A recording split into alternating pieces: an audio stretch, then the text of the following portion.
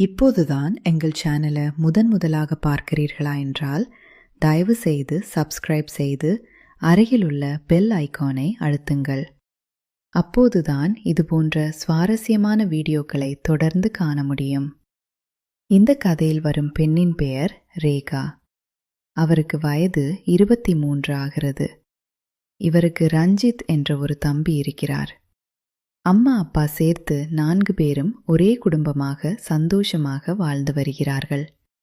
இவர்களுடைய குடும்பம் ஒரு நடுத்தர குடும்பம். ரேகா சிறு வயதிலிருந்தே நன்றாக படிக்கக்கூடிய பெண். எனவே பிஎட் வரை படித்து முடித்தார். பிறகு தனது ஊருக்கு அருகிலுள்ள ஒரு தனியார் பள்ளியில் ஆசிரியையாக வேலைக்கு சென்றார். ரேகா வேலைக்கு சென்ற பிறகு தனது குடும்பத்தில் நிதி பற்றாக்குறை இல்லை. ஏனெனில் அவரின் அம்மாவும் அப்பாவும் படிக்கவில்லை என்றாலும் தினமும் கூலி வேலைக்கும் சிறிய விவசாய நிலத்தின் மூலமும் வரும் வருமானத்தில் மிகவும் மகிழ்ச்சியாக வாழ்கிறார்கள்.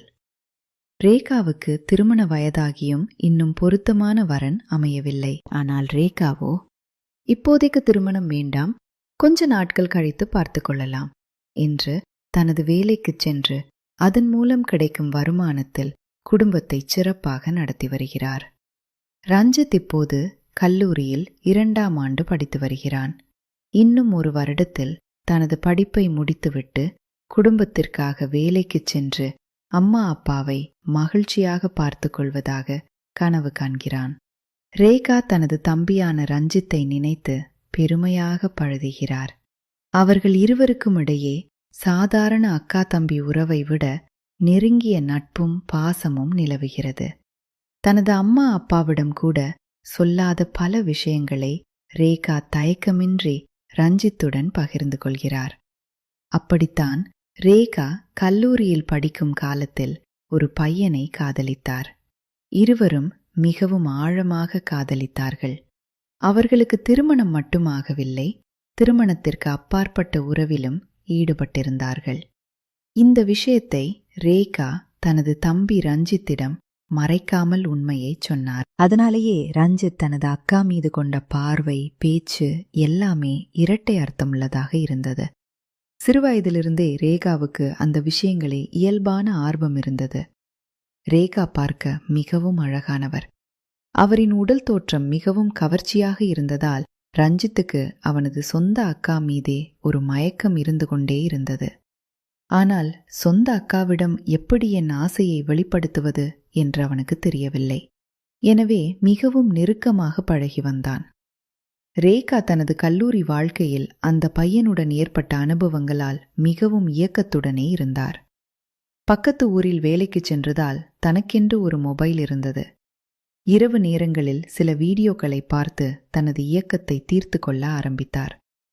ஒரு நாள் குளியல் அறையில் ரேகா தனது மொபைலில் சில வீடியோக்களை பார்த்து மகிழ்ந்ததை ரஞ்சித் நேரடியாக பார்த்துவிட்டான்.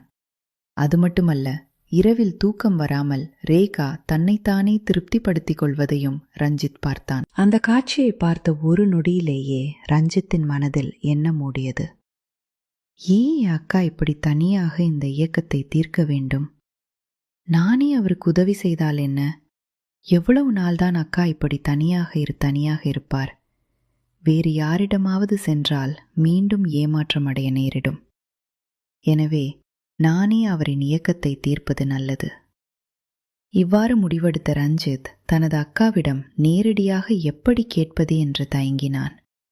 அதனால் ரேகா ஆடை மாற்றும் போதும் குளிக்கச் செல்லும் போதும் உரசி பேசுவதும் நெருக்கமாக கட்டி அணைப்பதுமாக தனது ஆசையை மெதுவாக வெளிப்படுத்த ஆரம்பித்தான். ஒரு கட்டத்தில் ரேகாவுக்கு நன்கு புரிந்துவிட்டது.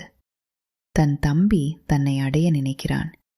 அவனுடைய பார்வையும் செயல்களும் மிகவும் வித்தியாசமாக இருந்தன. ஆனால் ரேகாவும் இயக்கத்தில் இருந்ததால் கண்டும் காணாமல் தனது தம்பிக்கும் கொஞ்சம் நெருக்கமாக இருந்தார். இப்படி இருந்த நிலையில் ஒரு நாள் ரேகா வேலையிலிருந்து திரும்பும்போது தனது தம்பி ரஞ்சித் ஒரு பெண்ணுடன் நெருங்கி பழகுவதை பார்த்தார். அவர்கள் ஒரு விடுதிக்குள் செல்வதையும் சந்தோஷமாக வெளியே வருவதையும் ரேகா கண்ணுற்றார். அந்த சம்பவம் ரேகாவை அதிர்ச்சிக்குள்ளாக்கியது. தனது தம்பி இப்படி தவறான வழியில் செல்வதை அவர் விரும்பவில்லை. எனவே அன்று மாலையே ரஞ்சித்தை அழைத்து கண்டிக்க ஆரம்பித்தார். நீதான் இந்த குடும்பத்தில் நன்றாக படித்து அம்மா அப்பாவின் கனவுகளை நனவாக்க வேண்டும். இந்த வயதில் உனக்கு இது என்ன வேலை என்று ரேகா கேட்டார். உடனே ரஞ்சித், நான் எங்கும் போகவில்லை, கல்லூரிக்குத்தான் போனேன் என்று பொய் சொன்னான்.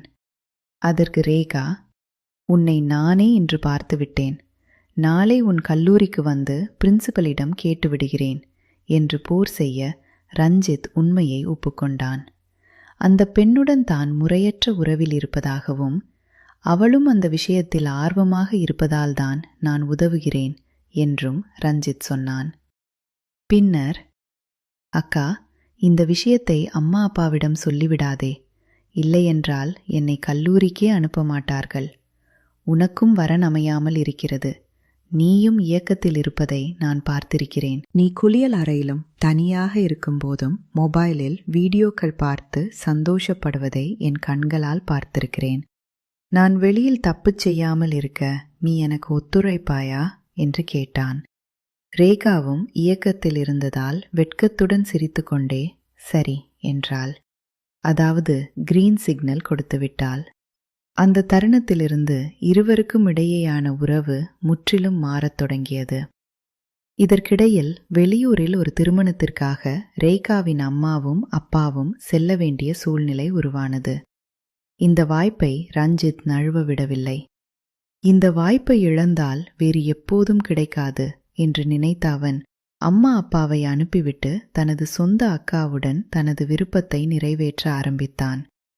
அன்று ரேகா வேலைக்கும் செல்லவில்லை, ரஞ்சித்தும் கல்லூரிக்கு செல்லவில்லை.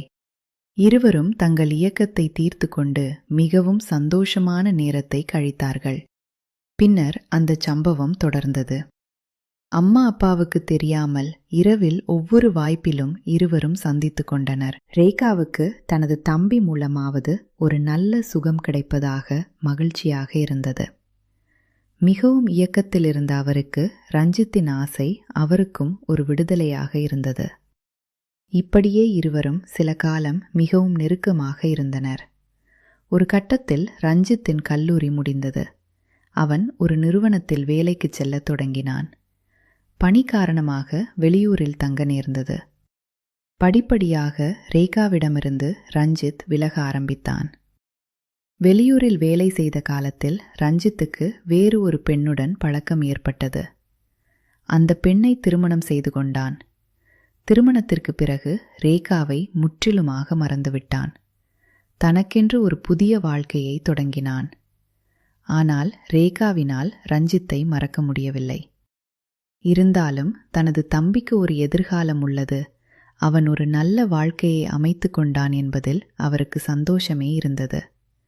எனவே ரேகாவும் தனக்கென்று ஒரு வாழ்க்கையை அமைத்து கொள்ள முயற்சித்தார். அவரது அம்மாவும் அப்பாவும் முயற்சி செய்து அவரது சொந்த அத்தை மகனான வினோத் என்பவருடன் ரேகாவின் திருமணத்தை பேசி முடித்தனர்.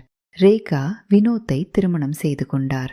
இருவரும் தங்கள் தங்கள் வாழ்க்கையை சிறப்பாக நடத்தத் தொடங்கினர். ரேகா தனது மனதில் எண்ணி பார்த்தார். சொந்த தம்பி என்று கூட பார்க்காமல் அந்த ஒரு நாளில் நான் ரஞ்சித்துக்கு இடம் கொடுக்காவிட்டால் நானும் இன்று தப்பான வழியிலேயே சென்றிருப்பேன், அவனும் தப்பான வழியில் போயிருப்பான். ஆனால் அவன் என் இயக்கத்தை தீர்த்து வைத்தான். இன்று அவன் நன்றாக படித்து வேலையில் இருக்கிறான். நானும் என் கணவருடன் மகிழ்ச்சியாக இருக்கிறேன். ரேகாவின் பார்வையில் அன்று அவன் தராதரமாக இருந்தது அவர்கள் இருவரின் இயக்கத்திற்கும் ஒரு விடுதலைதான். அம்மா அப்பாவுக்கு தெரியாவிட்டாலும் ஊருக்கு தெரியாவிட்டாலும் நாங்கள் இருவருமே அந்த தவறான பாதையில் போகாமல் தடுக்கப்பட்டோம் என்று அவர் நினைத்தார். இருந்தாலும் அவர் மனதில் ஒரு சிறிய வலி இருந்தது. ஏனெனில் சரியான வரன் அமையாததாலும் தனக்குள் அடங்காத இயக்கம் இருந்ததாலும் தான் அவர் அந்த முடிவை எடுத்தார். ஆனால் இப்போது அவர் வினோத்துடன் வாழும் வாழ்க்கை மிகவும் சாதாரணமாகவும் அமைதியாகவும் இருந்தது. ரஞ்சித் தனது மனைவியுடன் வேறு ஊரில் மகிழ்ச்சியாக இருந்தான். அவனுக்கும் ரேகாவுக்கும் கிட்டத்தட்ட தொடர்பே இல்லை. ஒருவேளை குடும்ப விசேஷங்களில் சந்தித்தாலும் அவர்கள் மிகவும் இயல்பாகவே பழகினார்கள். இருவருமே கடந்த காலத்தை மீண்டும் பேசுவதில்லை. ரேகா தனது ஆசிரியை பணியில் மிகவும் கவனமாக இருந்தார். மாணவர்களிடையே அவருக்கு நல்ல பெயர் இருந்தது. வினோத்தும் ஒரு நல்ல கணவனாக இருந்தான். ஆனால் எப்போதாவது இரவில் தனியாக இருக்கும்போது ரேகாவுக்கு அந்த நாட்கள் நினைவுக்கு வரும். அப்போதெல்லாம் அவர் தன்னை ஒரு புத்தகத்தில் மூழ்கடித்துக் கொள்வார் அல்லது வேலையில் கவனம் செலுத்துவார். இந்த கதையில் பல உண்மைகள் இருக்கின்றன. ஒவ்வொரு மனிதனுக்கும் உள்ள இயற்கையான தேவைகளை புரிந்து கொள்வதும் அதனை சமாளிப்பதும் முக்கியமான விஷயம். குடும்பங்களுக்குள் பேசப்படாத, மறைக்கப்படும் பல உணர்வுகள் உள்ளன. சில சமயங்களில் தகுந்த வழிகாட்டுதல் இல்லாததால் உறவுகளே தவறான பாதையில் சிந்திக்கத் தொடங்குகின்றன. ரேகாவும் ரஞ்சித்தும் தங்கள் உணர்வுகளை தவறான வழியில் தீர்த்து கொண்டார்கள். இருந்தாலும் இறுதியில் அவர்கள் இருவருமே சரியான பாதைக்கு திரும்பினார்கள். ஒருவருக்கொருவர் விலகி தனித்தனியாக நல்ல வாழ்க்கையை அமைத்து கொண்டார்கள். இதுவே அவர்களுக்கு கிடைத்த மிகப்பெரிய வெற்றி. இந்த வீடியோ பற்றிய உங்கள் கருத்துக்களை கீழே உள்ள கமெண்ட் பாக்ஸில் பகிர்ந்து கொள்ளுங்கள். இது போன்ற உள்ளடக்கங்கள் உங்களுக்கு பிடித்திருந்தால் எங்கள் சேனலை சப்ஸ்கிரைப் செய்து லைக் செய்ய மறவாதீர்கள். தேங்க்ஸ் ஃபார் வாட்சிங். தொடர்ந்து இது போன்ற மேலும் பல வீடியோக்களுக்கு சப்ஸ்கிரைப்ட் இருக்கவும்.